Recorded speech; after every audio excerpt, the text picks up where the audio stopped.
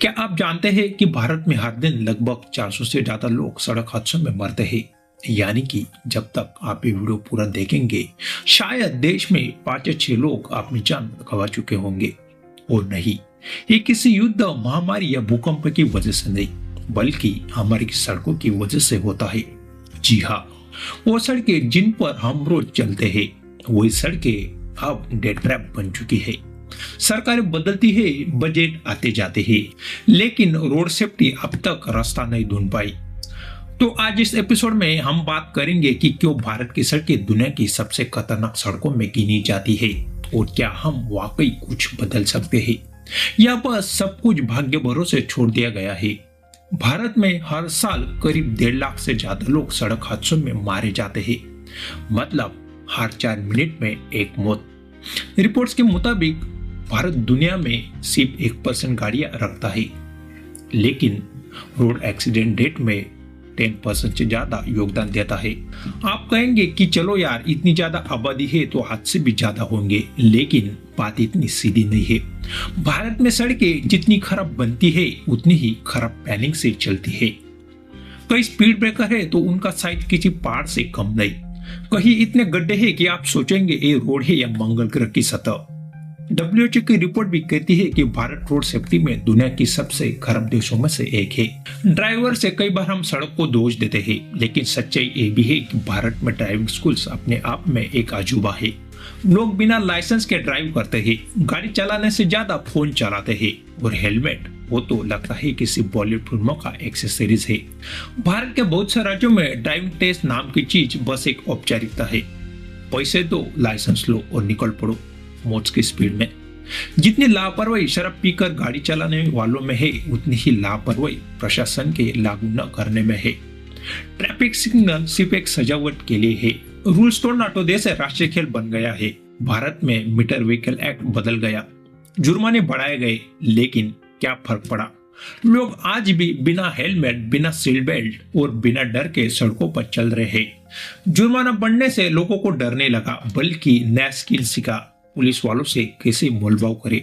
2019 में सरकार ने कहा कि जीरो टॉलरेंस पॉलिसी अपनाएंगे, लेकिन हकीकत यह है कि ये शक्ति सिर्फ अखबारों की हेडलाइन तक सीमित रही।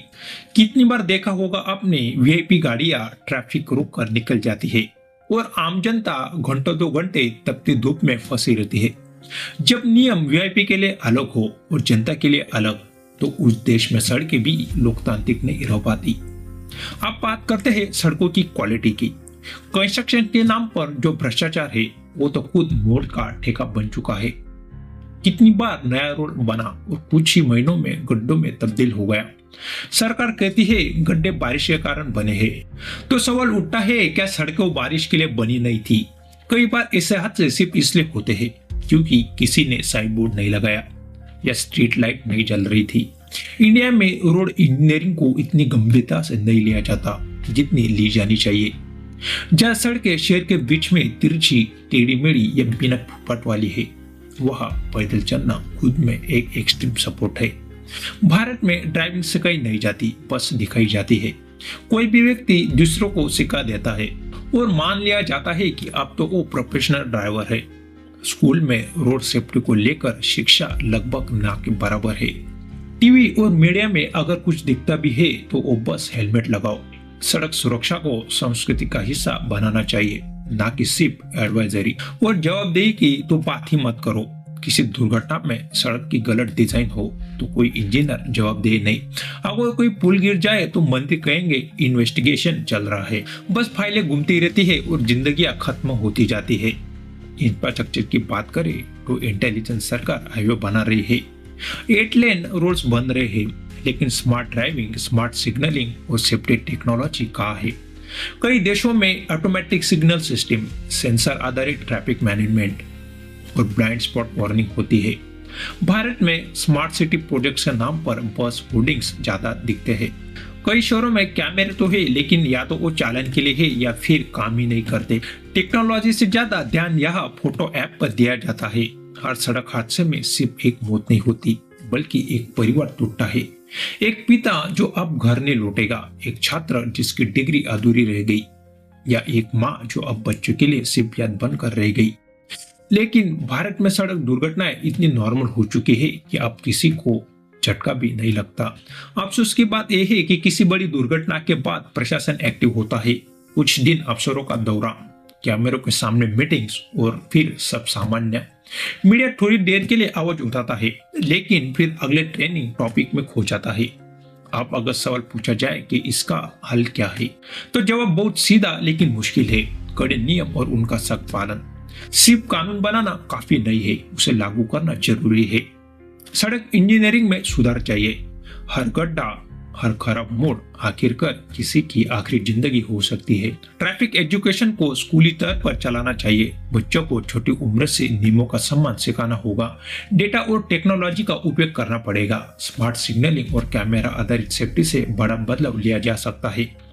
भारत हर साल सड़क हादसों में 1.5 लाख से ज्यादा लोगों को खोता है, यानी हर साल एक छोटे शहर की आबादी खत्म हो जाती है। सोचिए अगर ये मौतें किसी आतंकी हमले या महामारी से होती तो देश में कैसा हड़कंप मच जाता। जब तक समाज और सरकार दोनों इस समस्या को आपात स्थिति नहीं मानेंगे तब तक बदलाव असंभव है। तो अगली बार जब सड़क पर निकलोगे तो सोचिए क्या आपकी स्पीड, फोन कॉल या आपकी जल्दी किसी की जिंदगी से ज्यादा कीमती है। अगर हम सब थोड़ी सी जिम्मेदारी ले तो यह सड़कें फिर से सफर बन सकती है, मंजिल नहीं। क्योंकि सड़कें तभी सुरक्षित होंगी जब उनके ऊपर चलने वाले जिम्मेदार होंगे।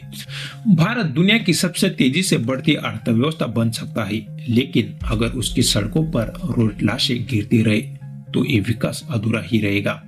सब्सक्राइब।